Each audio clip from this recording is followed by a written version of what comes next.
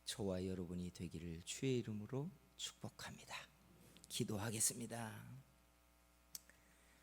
여러분 가슴에 한번 손을 얹고 같이 조용히 기도할게요. 하나님, 내 안에 하나님의 축복의 열쇠를 담아주셨는데 이 믿음이 진짜 위력을 발휘하게 해 주시옵소서. 또 하나, 하나님, 내 마음이 자주 상하고 두려워하고 또 염려하면서 하나님 믿음이 다운이 되고 주저앉을 때들이 있습니다.